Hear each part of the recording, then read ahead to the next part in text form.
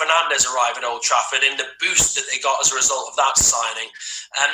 Would the arrival of Jadon Sancho help them close that gap? And how important of a deal could it be for Ole Gunnar Solskjaer, do you think? Well, there's absolutely no doubt that he'll be a huge improvement on what they have, especially if you think about the traditional importance of width in a Man United team and have real wingers that get the crowd excited, that take on players, that dribble past them, that whip in crosses or score themselves. All these things Sancho will do. His stats for a 20-year-old are unbelievable in terms of the goals he scored and assisted last season. In a pretty talented Dortmund team, of course, surrounded by lots of attacking talent. But I have no doubt that he would improve this Man United side. But of course, he also improves the Dortmund side. And this is the flip side to this conversation. Dortmund understand that there is a good deal to be done. In theory, they understand they cannot keep the player forever.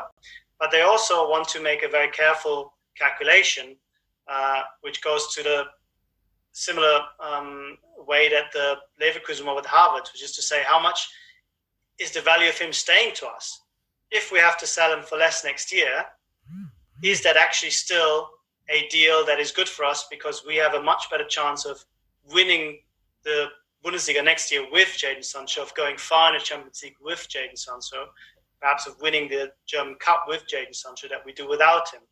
And that's why they've been so adamant that the 120 million euro valuation needs to be met, and it needs to be met early, as Darmush said, because they don't want to get into a situation where they can't bring in somebody in, and they also don't want this to be a recurring theme all the way until mid-October, where the window could still potentially be open. It's an interesting one because Dortmund are saying, look, we don't know if Man United want to pay that money or not.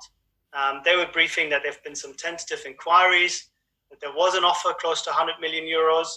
United, I think, are saying off the record, no, that's not true. We haven't made a firm offer yet. We're still talking. So it is a bit murky, and I think both sides want to be in a position where they try to get the best possible deal, as is natural.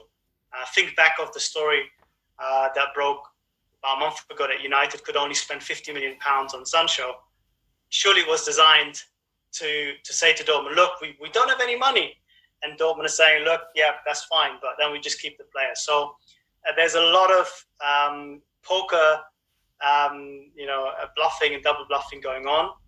And ultimately it comes down really, I think, to United saying, here's the money.